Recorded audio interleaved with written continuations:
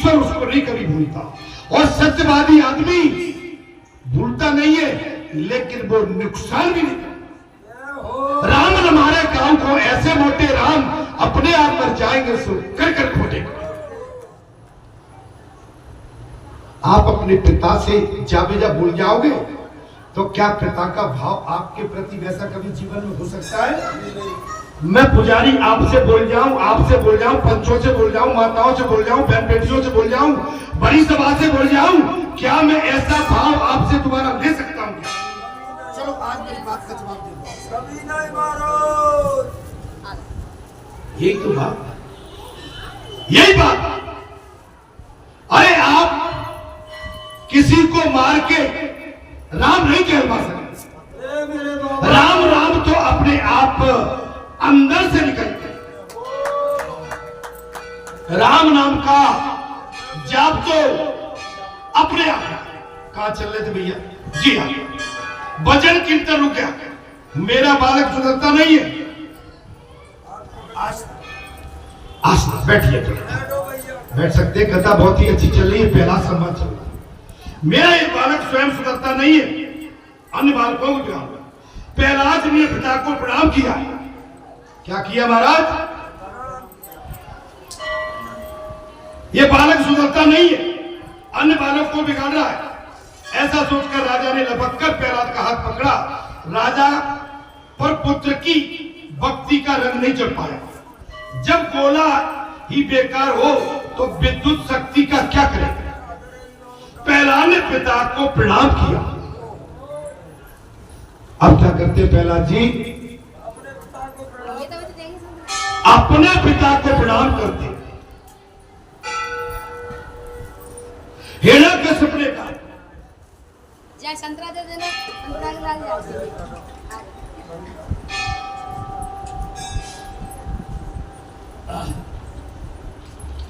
प्रहलाद जी ने पिता को प्रणाम किया। हिरण्यकश्यप ने कहा, तू मुझे प्रणाम तो करता है किंतु मेरा कहा तो मानता ही नहीं।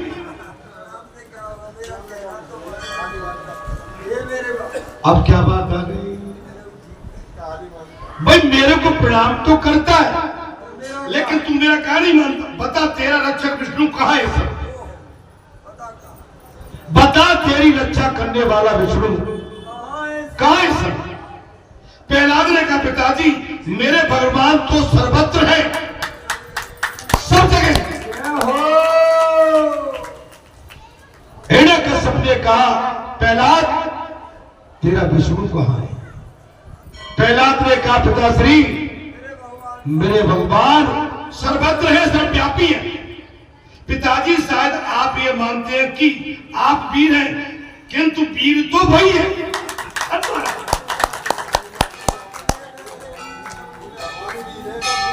पिताजी, प्रहलाद ने कहा, 5 वर्ष की आयु का बालक। बोले आप जो समझते हो कि संसार में केवल आप ही वीर हैं, लेकिन वीर तो वो है सबसे बड़ा जिसने अपने आंतरिक शत्रुओं को पराजित कर दिया। वो सबसे बड़ा वीर है।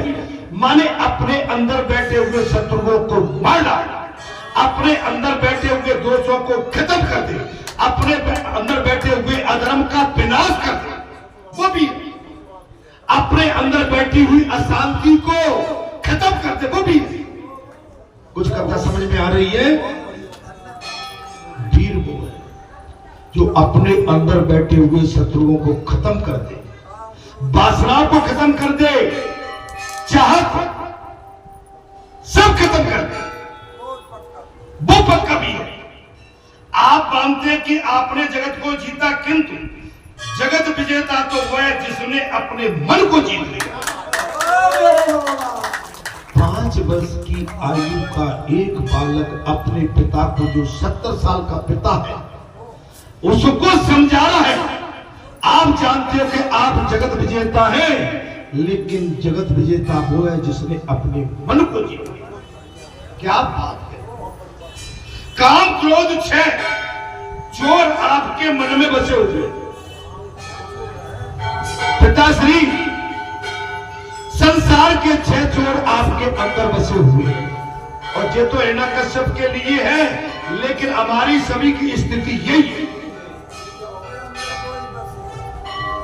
आप अपनी वासनाओं को, 6 चोरों को, जो आपके विवेक धन को लूट रहे, जो आपकी बुद्धि को लूट रहे, विवेक को खत्म कर रहे, ये 6 चोर इतने मत वाले हैं कि हमारे विवेक बुद्धि को खत्म कर रहे हैं।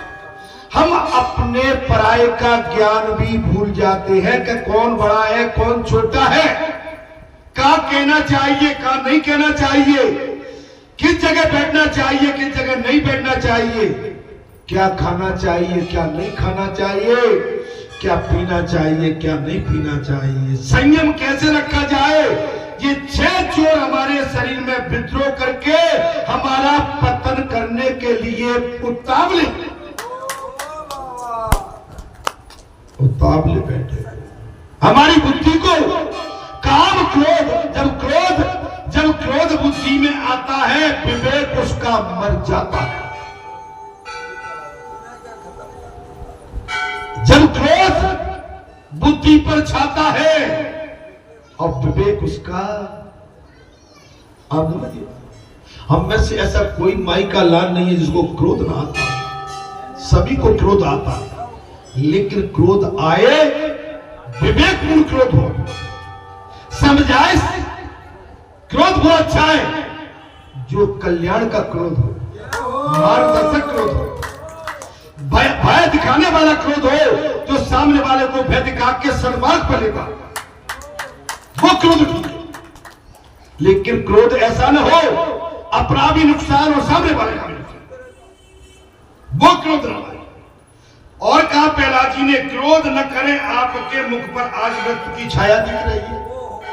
पिताजी आप क्रोध यदि न करें, पिताजी आप यदि गुस्सा न हो, तो मैं सच्ची बात कहता हूं कि आपके चेहरे पे मृत्यु का भय दिखा। एक 5 साल के बच्चे ने ठोक के रखे, मुझे आपके चेहरे पर मृत्यु दिख रही। आप गुस्सा न हो तो कम, अतः राग द्वेष त्याग करके नारायण की आराधना करो।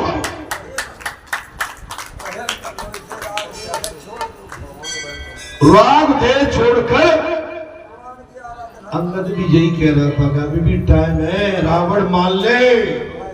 राग द्वेष छोड़ के अभी भी माता जानकी को, मैं कहता हूं, मैं भगवान के सामने तेरा प्रस्ताव रख दूंगा, एक काम करना, आगे सीता जी को कर दूंगा, पीछे मैं हो जाऊंगा, मेरे पीछे जितनी तेरी महारानी है उनको कर देना, और जितनी महारानी है उनको करने के बाद में पीछे तू हो जाऊंगा, मैं तुझे बचा ले जाऊंगा,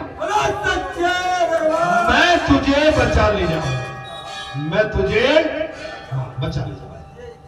क्या करूंगा? मैं तुझे बचा ले जाऊंगा, मेरी रक्षा करो। तो मेरा यहाँ पर आप समझेंगे इस समय प्रहलाद जी क्या कर रहे हैं हमारे, कि अभी भी टाइम है, भगवान श्री नारायण से संधि और राजीनामा कर लो।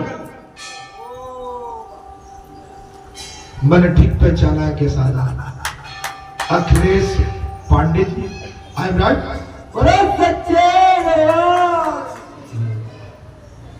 श्री अखिलेश पांडे जी, हमारी आपकी शायद 20-25 साल बाद भेंट हो रही है लगभग। जी चलिए, बहुत बढ़िया। मुझे कुछ चेहरा ऐसा ही जान पड़ा था, आप बहुत मैंने शिक्षक और व्याख्याता, यूनिवर्सिटी क्या क्या लड़कों को ज्ञान बहुत, चूंकि हम तो इनके सामने उतरे नहीं है। और दूसरा हमारे अभिन्न मित्रों में भी सी है, लेकिन आज 20 साल बाद, और भैया हम तो बाबा बन के यहाँ बैठे हैं। सुनते रहे, बताते रहे, चलिए ठीक, बहुत ही सभी प्रभु की कृपा। देखिए जो पुराने मित्र मिलते हैं तो कितना अच्छा लगता है। 20-25 साल में बहुत अंतर आ जाता है, तो मैं बड़ी देर से ऊपर नीचे हो रहा था, शायद चेहरा तो वही बोलो सियापति राम जी।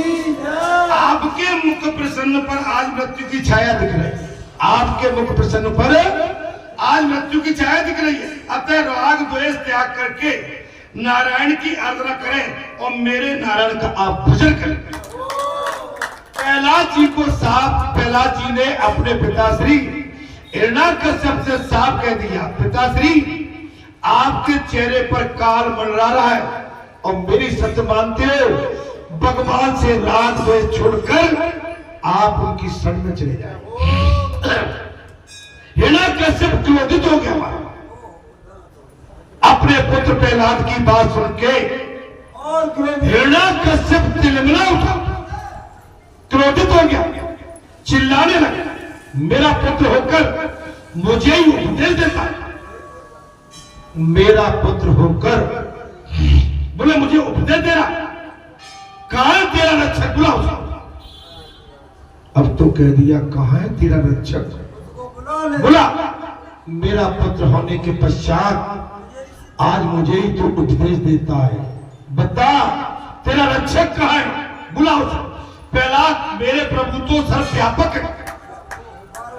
प्रहलाद जी ने एक ही बात कही, मेरे प्रभु सर्वव्यापी है, वे मुझ में है और आप में भी है, वे मुझ में भी है और आप में भी है, आप में वे हैं तभी तो आप बोल पाते हैं, आप में वो है तभी आप बोल पाते हैं, चल पाते हैं, कह पाते हैं। और विष्णु सब में सर्वव्यापी है, सर्वत्र है, ये प्रहलाद जी ने कह दिया। हिरण्याकश्यप तेरे भगवान यदि सर्वत्र हैं तो फिर इस स्तंभ में उनका दर्शन मुझे क्यों नहीं हुआ।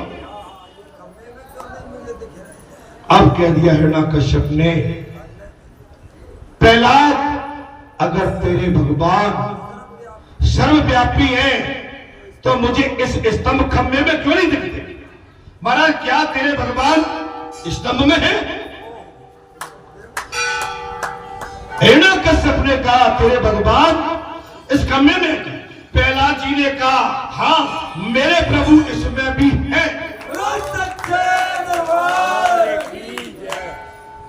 प्रहलाद जी बोल पड़े हाँ मेरे भगवान इस खंभे में भी है। आपकी आंखों में संसार का काम वासना है, इसलिए आपको मेरे भगवान दिखाई नहीं देते हैं। पिताश्री आपकी आंखों में संसार की काम वासना है, चश्मा आप संसार का लगा के चले हैं, इसलिए वो आपको दिखाई नहीं देते। हिरण्याकश्यप मैं इस स्तंभ को तोड़कर विष्णु की हत्या कर। अब तिलमिला गया हिरण्याकश्यप, तिलमिला गया और बोला कि मैं आज इस खंभे को तोड़कर तेरे भगवान की हत्या करूंगा। राजा तलवार लेने गया तो इधर प्रहलाद सोचने लगे कि मैंने ये कह तो दिया भगवान इस खंभे में, किंतु क्या इसमें उनका वास हो सकता है। बोले मैंने तो कह दिया मेरे भगवान खंभे में है। राजा जब तक तलवार लेने के लिए गया तब तक प्रहलाद सोचने लगे प्रभु मैंने कह तो दिया है कि आपका वास इस खंभे में हो सकता है। उन्होंने स्तंभ पर जो कान लगाया तो अंदर से गुरु गुरु की ध्वनि आ रही थी और प्रहलाद को विश्वास हो गया कि भगवान स्तंभ खंभे में। सदगुरु भगवान के बिहारी खंभे के अंदर से जब प्रहलाद ने कान लगाया तो गुरु गुरु की ध्वनि आ रही थी। प्रहलाद को विश्वास हो गया कि भगवान इस खंभे के अंदर। उन्होंने उस स्तंभ का आलिंगन किया, पकड़ मेरे प्रभु 5 वर्ष की आयु का एक बालक अपने परमात्मा पर इतना अबोध होकर विश्वास कर रहा है कि जिसकी कोई लिमिट नहीं। खम्भे में लिपट गया, आलिंगन किया, अंदर नरसिंह स्वामी विराजमान थे। अंदर नरसिंह भगवान विराजमान थे।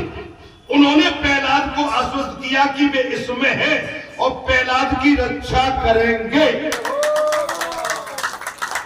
उन्होंने विश्वास दे दिया, पुत्र प्रहलाद मैं बैठा था, तू चिंता मत कर, मैं तेरी रक्षा करूंगा।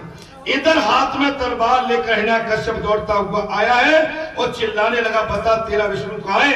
प्रहलाद ने कहा इसी खंबे में विराजमान।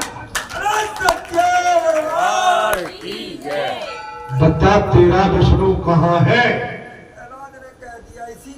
महाराज और प्रहलाद जी ने साफ कह दिया, मेरे भगवान इसी खंबे के अंदर है। हिरण्यकश्यप ने क्रोध वेश में उस स्तंभ पर तलवार का प्रहार किया है।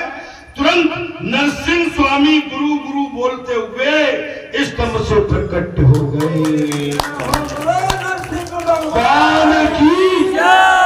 भाई प्रकट कृपाला दीन दयाला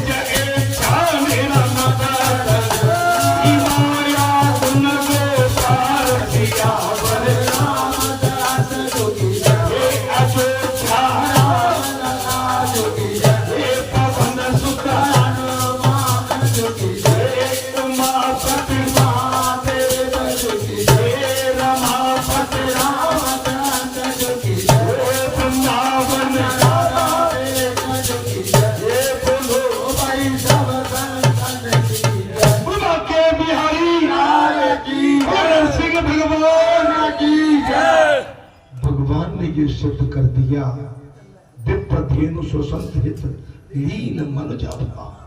लेकिन या तो स्वयं प्रकट हो, स्वयं प्रकट हो। ईश्वर जब प्रकट होते हैं विशेष लीला करके, और वो लीलाधारी है, और गुरु गुरु बोलते हुए खम्मा से प्रकट हुए और हिरण्यकश्यप को गोद में बिठा लिया। हिरण्यकश्यप को खींच लिया, नरसिंह रूप में गोद में बिठाला। कहा कि ये न तो रात है, न दिन है, न धरती है, न आकाश है, न घर है, न बाहर है, और न किंतु दहली है। दहली पर मुझे तुझे मारू, न बाहर न भीतर, अंदर न दिन में न रात में। शाम का टाइम है और घर की दहली पर तुझे मारू। आज तू शस्त्र नहीं मिलता, साफ कह दिया नरसिंह। ले मैं अस्त्र शस्त्र का प्रयोग नहीं करूंगा, नाखून से मारूंगा। नरसिंह भगवान ने दुष्ट हिरण्याकश्यप को उठा के गोद में रख लिया, दबा लिया और कहा कि मैं तुझे अस्त्र शस्त्र से नहीं, मैं तुझे अपने नाखूनों से मारूंगा। और भगवान ने उस समय असुर को नाखून से चीर कर मार डाला। नरसिंह भगवान की जय हो। मनुष्य के दुख का कारण उसका देह अभिमान है। मनुष्य के दुख का कारण क्या है? अभिमान, ईगो, घमंड, तामसीपन। ये मनुष्य को सताता रहता है। अगर मनुष्य इसको त्याग दे तो मनुष्य जैसी कोई वस्तु नहीं, लेकिन इसको त्यागना आसान बात। हाँ, प्रहलाद और ध्रुव और मीरा बन जाओगे और बाबा हनुमान बन जाओगे तो आनंद आएगा। आपकी ख्याति इस संसार में गाई जाएगी। आप कभी मरोगे नहीं। अरे संसार को, इस शरीर को छोड़ने के बाद भी आप अमर हो जाओगे। वो अब अमर भय ना मरे। आप ऐसी करनी कर चलो, हम हंसे जग रोए। कुछ ऐसी करनी कर चलो, जब हम पैदा हुए हम जग हंसा, जब हम पैदा हुए जग हंसा, हम रोए। और ऐसी करनी कर चलो, हम हंसे। और इतिहास इस संसार में भारत जैसा महान हमारा पवित्र देश, जहां पर सनातन की गाथा हम नहीं, पूरा संसार, पूरा विश्व का सनातन हमारी बहुत बड़ी धरोहर है। और हमारा भारत देश अखंड देश, अखंड राज्य है। इसकी ख्याति आपके दुनिया में 227 कंट्री है लगभग। कितनी? उनमें से भारत की ख्याति अलग है। 57 देश तो इस्लामिक है, मुगलों के हैं। आज मुगल हमारी छाती पर दाल कर रहे हैं। अरे पाकिस्तान में बैठे हुए मुगलों, सुन लो, ये राम का भारत है, ये राम का राज है। न झुकेगा, न रुकेगा और न कभी तुमसे डरेगा। ये राम का राष्ट्र है, जिसमें राम की ख्याति विख्याति का गुणगान। महाराज पाकिस्तान में बैठे रहो, कान खोल के सुन लो, तुम्हारे विनाश का टाइम आ गया। अरे पाकिस्तान में बैठे हुए दरिंदे, तुमने हमारे निहत्थे सनातनियों पर, हिंदुओं पर विधवा कर दिया।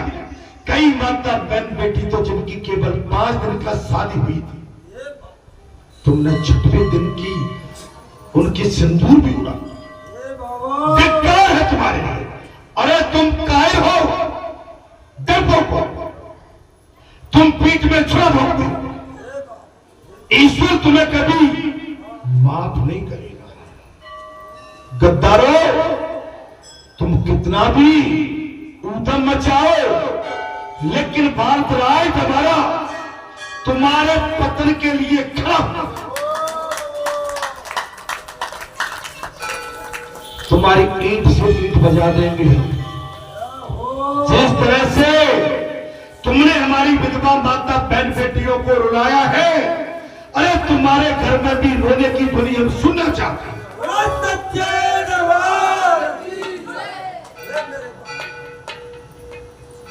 महाराज, मनुष्य के दुख का कारण उसका अभिमान। कथा में आनंद आ रहा है क्या? मुझे तो लगता नहीं है कि आनंद आ रहा होगा। संसार में हमारे दुख का कारण है अभिमान। ये पुजारी कैसे बन गए, ये पंच बन के कैसे बैठे हैं, ये व्यासपीठ पर कहां आ गए, ये कैसे कैमरा लिए घूम रहा है? अरे भाई सेवा आदमी है, पंच विचारी कथा सुनने आए हैं, ब्राह्मण पूजा कर रहे हैं, भगवान ने हम जैसे मूर्ख उल्लू को पकड़ के यहाँ पे डाल दिया, तो कोई तुम्हारा नुकसान तो नहीं कर रही ना? कोई भगवान का मजीद तो कर रहे हैं, तुम्हारे कुल खानदान की डुबा तो नहीं दी ना भाई? कहीं जाके गली बूचरी में शराब मदरा तो नहीं पी रहे ना? जुआ तो नहीं खेल रहे ना? लेकिन ये संसार बड़ा चिड़ैला हो गया, इनको अच्छा स्वादता ही नहीं, इनको केवल तहा उदम हो रहा हो, हल्ला हो रहा हो, कोई रो रहा हो, कोई पिटाई हो रही हो, इनको वो देख के बहुत अच्छा लगता। अरे दोस्तों, तनिक शर्म करो। किसी की घर में अगर बीमारी आ गई तो हम ताली बजाएं उस घर के लिए कि अच्छा रहा हमारा। अरे मेरे भगवान, आप कम से कम इन पर दया तो करो, दया तो करो, इनको समझाओ तो सही, इन नादानों को समझाओ। ये दूसरे की खुशहाली देखकर हिंसा क्यों करते? इनको समझाओ ना। अरे तुम्हारे बरटे गांव का क्षेत्र का नाम बालाजी ने ऊपर ले जाके रख दिया, तुम्हें अच्छा नहीं लग रहा? नहीं, मैं आपसे नहीं कह रहा हूं, जो इसको अच्छा नहीं मानते उनके लिए जा रही है मेरी बात। अरे आप अपना भाग्य सगाओ महाराज, है? अगर बालाजी नहीं होते तो तुम यहाँ पर जो बेकार हो जाते, कोई मतलब कि नहीं है। हाँ, तुम्हारी ये पटिया खंडा मंडा ईंट मीट है ना, जो तुम यहाँ पर बैठे हो धंधे बंद करके, अरे यहाँ क्यों करते हो? अरे भगवान को तो भगवान मान लो भाई, सत्पुरुषों को सत्पुरुष मानो, महान पुरुषों को महापुरुष मानो, और मानना चाहिए। दिल्ली में धर के महाराज न तो कह सकता हूं न बाहर, यदि अभिमान को मारना है तो जीभ पर ठाकुर जी का नाम रखो।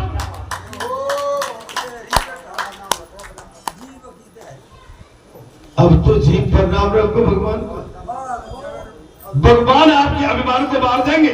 अपने भक्त प्रहलाद के वचनों को कृतार्थ करने और अपनी सर्वव्यापी सिद्धि करने हेतु भगवान नरसिंह के स्वरूप में वैशाख शुक्ल चतुर्दशी,